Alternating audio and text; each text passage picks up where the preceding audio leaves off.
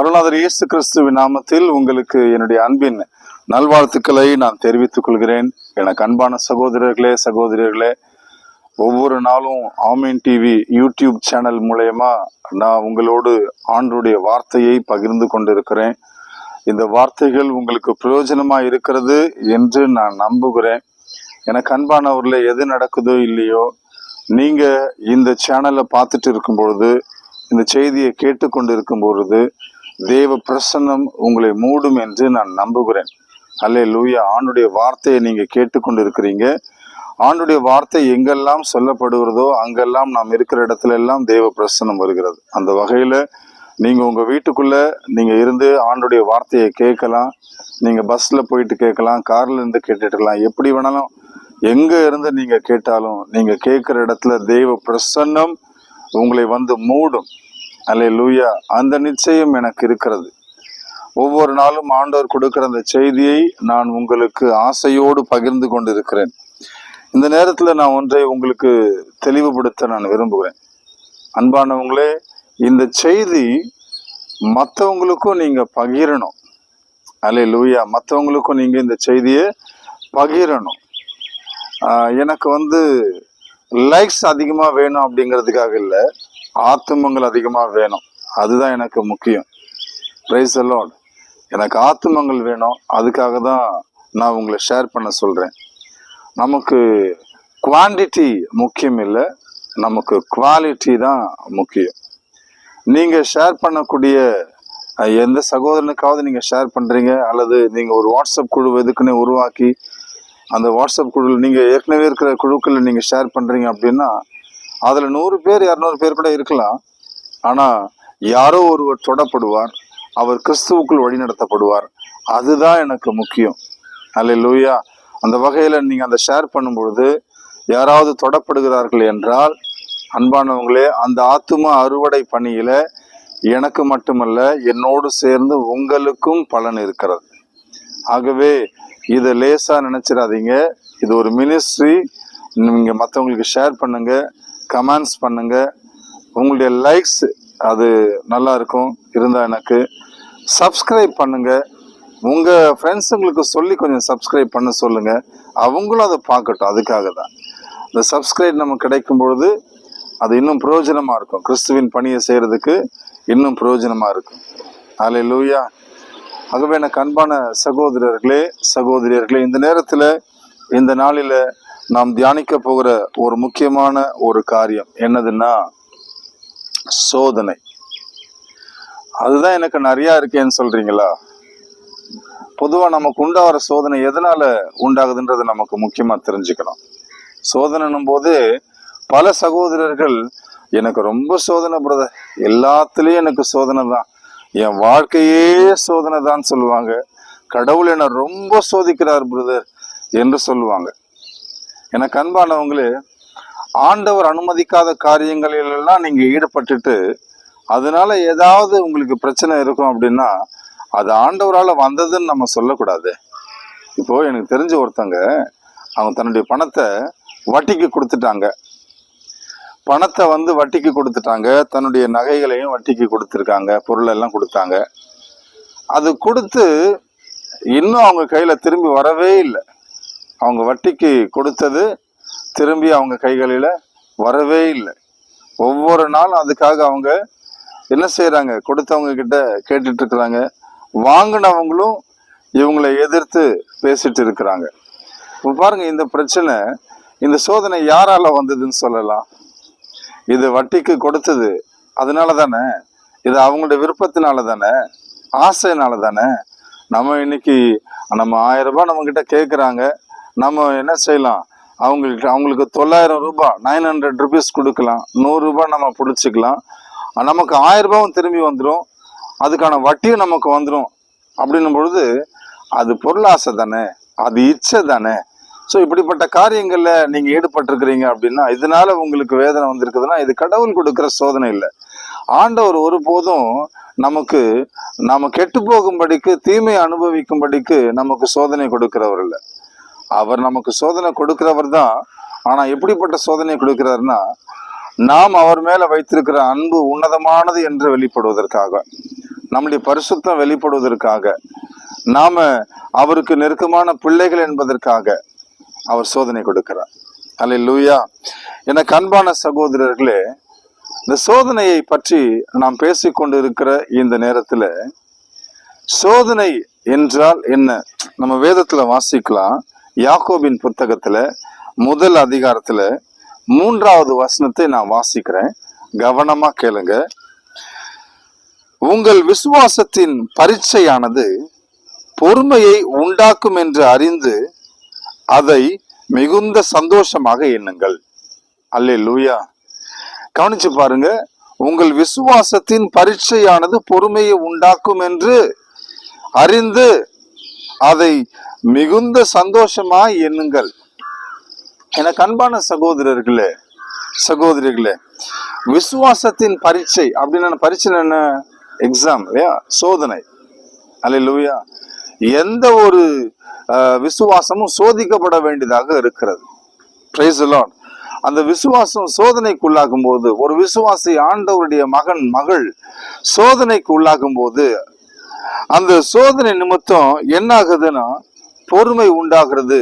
அதனாலே சந்தோஷம், அது மிகுந்த சந்தோஷமா நீங்க இருக்கணும்னு சொல்லி இங்க வேதம் சொல்கிறது. பொறுமை, என்ன பொறுமை இது? உங்களுக்கு ஒரு நமக்கு விளங்கலையே அப்படின்னு நீங்க யோசிக்கலாம். நான் உங்களுக்கு கொஞ்சம் சொல்லி கொடுக்கிறேன், கவனிச்சு பாருங்க. உங்கள் விசுவாசத்தின் பரீட்சையானது, அதாவது உங்களுடைய விசுவாசத்துக்கு உண்டாகிற சோதனையானது அது பொறுமையை உண்டாக்கும், அதாவது மன உறுதியை உண்டாக்கும், பரிபூர்ணத்தை உண்டாக்கும் என்று சொல்கிறது. இங்க பொறுமைன்னு சொல்லப்பட்டிருக்கிறது. திருவிவிலியத்துல நல்ல மொழிபெயர்ப்புல மன உறுதி என்று சொல்லப்பட்டிருக்கிறது. Praise the Lord. அல்லேலூயா.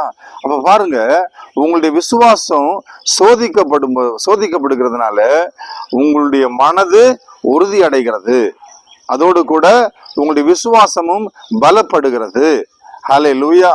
மனது உறுதி அடைந்த, விசுவாசம் பலப்பட்ட ஒரு சகோதரனால சகோதரியால எப்பேற்பட்ட போராட்டத்தையும் எப்பேற்பட்ட பிரச்சனையும் அவரால மேற்கொள்ள முடியும். அல்லேலூயா. எனக்கு அன்பான சகோதரர்களே, ஆண்டவராகிய இயேசு கிறிஸ்துவை பாருங்களேன். எபிரேயர் புத்தகத்துல 12ஆம் அதிகாரம் 2வது வசனத்தை வாசிச்சு பாருங்க. அவர் தமக்கு முன் வைத்திருந்த சந்தோஷத்தின் பொருட்டு அவமானத்தை எண்ணாமல் சிலுவை சகித்து தேவனுடைய சிங்காசனத்தின் வலது பார்சத்தில் வீற்றிருக்கிறார். அல்லேலூயா. கவனிச்சு பாருங்க. அவருக்கு முன்பாக இருந்த சந்தோஷத்தின் பொருட்டு, அவருக்கு என்ன அவருக்கு சந்தோஷமா இருக்கும்? நம்ம எல்லாம் மீட்கப்படுகிறது தான் அவருக்கு சந்தோஷமா இருக்கும். அல்லேலூயா. உயிர்த்தெழுதல் தான், நாம கூட நித்திய ஜீவனை அடைவதுதான் அவருக்கு சந்தோஷமான ஒரு காரியமா இருக்கும். அதை விட்டு வேற என்ன இருக்க போகிறது? அல்லேலூயா. அந்த சந்தோஷத்தின் நிமித்தம் அவருக்கு அந்த அவமானத்தை எண்ணாமல் சிலுவையை சகித்து, சிலுவைங்கிறது என்னதுங்க? சிலுவைங்கிறது சோதனைங்க. பாவம், வியாதி, சாபம் இது மட்டும் கிடையாது, நோய்கள் இது மட்டும் கிடையாது. இது மட்டும் இல்லாம இது சிலுவை என்பது ஒரு சோதனை. அல்லேலூயா. ஒரு சோதனை. எனக்கு அன்பானவர்களே, அவர் எந்த காரியத்திற்காக வந்தாரோ அந்த காரியத்தின் நிமித்தம் அவருக்கு உண்டான சோதனை அது. அல்லேலூயா. நமக்கு உண்டாக வேண்டிய மீட்பு, ரட்சிப்பு, இவைகள் நிமித்தம் அவருக்கு உண்டான சோதனை அது. அவர் அந்த சோதனையை சகித்தார். அல்லேலூயா. அவர் அந்த சோதனையை சகித்தார். அதனுடைய விளைவு என்ன? தேவனுடைய சிங்காசனத்தின் வலது பார்சத்தில் அவர் வீற்றிருக்கிறார். அல்லேலூயா. எனக்கு அன்பானவர்களே, இது நமக்கு ஒரு படிப்பினை. நமக்கு உண்டாகிற எந்த ஒரு சோதனையும், நம்முடைய விசுவாசத்திற்கு உண்டாகிற எந்த ஒரு சோதனையும் நாம் சகித்து கொள்ளும் பொழுது, அல்லேலூயா, நாம் அதிலே ஜெயம் அடையும் பொழுது நாம் தேவனுடைய வலது பார்சத்திலே நாமும் இருப்போம். ஆமென். அல்லேலூயா. நம்முடைய தேவனாகிய கர்த்தர் எங்க இருக்கிறாரோ, எந்த மகிமையில் இருக்கிறாரோ அந்த இடத்துல நாமும் கூட இருப்போம். Praise the Lord. அல்லேலூயா.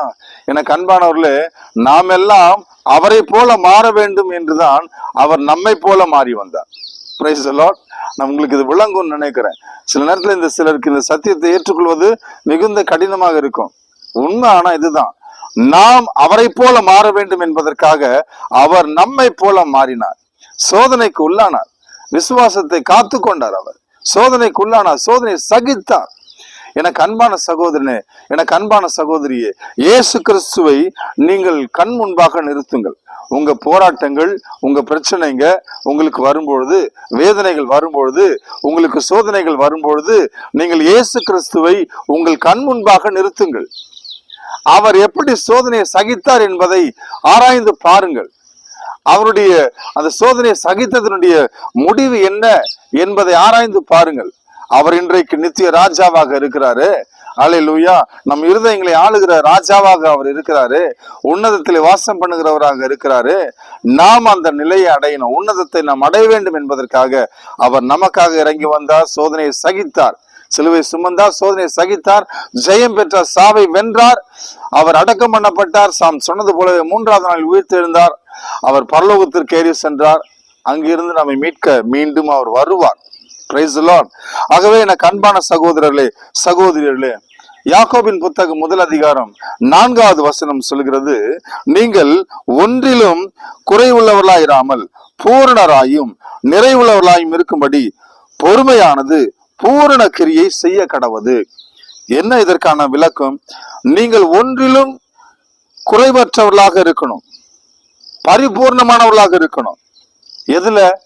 ஞானத்தில, வரத்துல, ஆவியின் கனிகளில, ஆசீர்வாதங்களில, எல்லாவற்றிலும் நீங்கள் பரிபூர்ணமாய் இருக்கும்படியும், நீங்கள் கிறிஸ்துவுக்குள் நிறைவுள்ளவர்களாக இருக்கும்படியும் பொறுமையானது, அதாவது மன உறுதியானது, அதாவது உங்களுடைய சோதிக்கப்பட்ட அதனாலே பலனடைந்த விசுவாசமானது பூரண கிரியை செய்கிறது. பூரணமான ஒரு செயலை செய்கிறதா. அல்லேலூயா. உங்களை பூரணப்படுத்துகிறது, நிறைவுள்ளவர்களாக ஆக்குகிறது. உங்களுக்கு உண்டாகிற சோதனை, எனக்கு அன்பான சகோதரனே, அதை நீங்க தாங்கிக் கொள்ளும் போது, அதை நீங்கள் ஏற்றுக்கொள்ளும் பொழுது, அது என்ன செய்யறதா? உங்களை பூரண மனிதனாக, ஒரு பூரணமான கிறிஸ்தவனாக அது மாற்றுகிறது உங்களை. அல்லேலூயா. பரிபூர்ணம் உள்ள ஒரு மனிதனாக, ஞானத்தில பரிபூர்ணம், வரங்களில பரிபூர்ணம், பரிசுத்தத்துல பரிபூர்ணம், இப்படி எல்லா விதத்திலும், ஆசீர்வாதங்களில பரிபூர்ணம், எல்லா விதத்திலும் உங்களை நிறைவுள்ளவர்களாக அது மாற்றுகிறது. ஆகவே சோதனை உங்களுக்கு உண்டாகும் போது, அந்த சோதனை எதனால உண்டாகிறது என்று நீங்க யோசிச்சு பாருங்க. அந்த சோதனை உங்களுக்கு எதனால் உண்டாகிறது யோசிச்சு பார்க்கணும். 13வது வசனம் சொல்லுகிறது, யாக்கோபு 1:13, சோதிக்கப்படுகிற எவனும் நான் தேவனால் சோதிக்கப்படுகிறேன் என்று சொல்லாதிருப்பானாக. தேவன் பொல்லாங்கினால் சோதிக்கிறவர் அல்ல, ஒருவனையும் அவர் சோதிக்கிறவரும் அல்ல. அவன் தன் சுய இச்சையினாலே இழுக்கப்பட்டு சிக்குண்டு சோதிக்கப்படுகிறான். அவன் தன் சுய இச்சையினாலே இழுக்கப்பட்டு சிக்குண்டு சோதிக்கப்படுகிறான். Price the Lord. சிக்குண்டு சோதிக்கப்படுகிறான். உங்களுக்கு உண்டாகிற சோதனை எல்லாம் உங்க ஆசையினால, உங்க விருப்பத்தினால உண்டானதுதான் இருக்கும். பெரும்பாலும் பல பேருக்கு அதிலே சிக்குண்டு வேதனை அனுபவிக்கிறவர்கள் என் தேவன் என்னை சோதிக்கிறார் என்று சொல்லக்கூடாது. அல்லேலூயா. நம் தேவனாகிய கர்த்தர் சோதிக்கிறவர் தான். ஆனா எதற்காக சோதிக்கிறாரு? எது வெளிப்படணும்னு சோதிக்கிறாரு? நீங்களும் நானும் நித்திய ஜீவனை அடையணும்னு சொல்லி சோதிக்கிறாரு. நம்முடைய பரிசுத்தம் வெளிப்படணும்னு சோதிக்கிறாரு. நம்முடைய விசுவாசம் உறுதி அடையணும்னு சோதிக்கிறார். இப்படிதான். உலக ஆசை நிமித்தம் அவர் நம்மை சோதிக்கிறவர் அல்ல. எனக்கு அன்பானவர்களே, ஆகவே இனி எந்த காரணத்தை முன்னிட்டு நீங்க சொல்லாதிருங்க, இந்த சோதனை எனக்கு ஆண்டோடத்துல இருந்து வருகிறதுன்னு சொல்லாதிருங்க. நீங்க உங்களுக்கு உண்டான சோதனை எதனால உண்டானதுன்னு யோசிச்சு பாருங்க. ஒருவேளை சுய இச்சை நிமித்தம், உலக ஆசை நிமித்தம் உங்களுக்கு சோதனை வந்திருக்குமானால், நீங்க அப்படி சிக்குண்டு வேதனை அனுபவிக்கிறவங்களா இருந்தாக்கா, தேவ ஆவியான இடத்துல உதவி கேளுங்க. அவர் உங்களுக்கு உதவி செய்வார். அவர் உங்களை மீட்க வல்லவர். நாம் இப்பொழுது ஜெபிக்கலாம். எங்கள் அன்பின் ஆண்டவரே, விசுவாசத்தோடு உம்முடைய சமூகத்தில் வருகிறோம். யாரெல்லாம் இப்பொழுது உம்முடைய சமூகத்திலே ஜெபித்து கொண்டிருக்கிறார்களோ அவர்கள் ஒவ்வொருவரையும் நீர் தொடும். உலகத்தின் ஆசை நிமித்தம் சிக்குண்டவர்களாக வேதனையில் உழன்று கொண்டிருக்கிற உமது பிள்ளைகள் மனம் திரும்பி உம்மிடத்திலே உதவியை கேட்கும் பொழுது, என் ஆண்டவர் நீர் அவர்களுக்கு உதவி செய்ய வல்லவராயிருக்கிறீர். யாரெல்லாம் என் ஆண்டவரே நான் ஏமாந்து போய் இப்பொழுது சிக்கி கொண்டிருக்கிறேன் என்று வேதனையோடு பேசுகிறார்களோ அவர்களுக்கு நீர் உதவி செய்யும். மீண்டும் அவர்கள் உலக இச்சையிலே சிக்கிக்கொள்ளாதபடி அவர்களை காத்துக்கொள்ளும். யாரெல்லாம் உம் மீது கொண்ட விசுவாசத்தை நிமித்தம் சோதனைக்குள்ளாகி இருக்கிறார்களோ அவருடைய விசுவாசத்தை, அவருடைய மனதை உறுதிப்படுத்தும். அவர்களை ஆசீர்வதியும். நல்ல மீட்பை அவர்களுக்கு தாரும். இயேசுவின் நாமத்தில் பிதாவே, ஆமென்.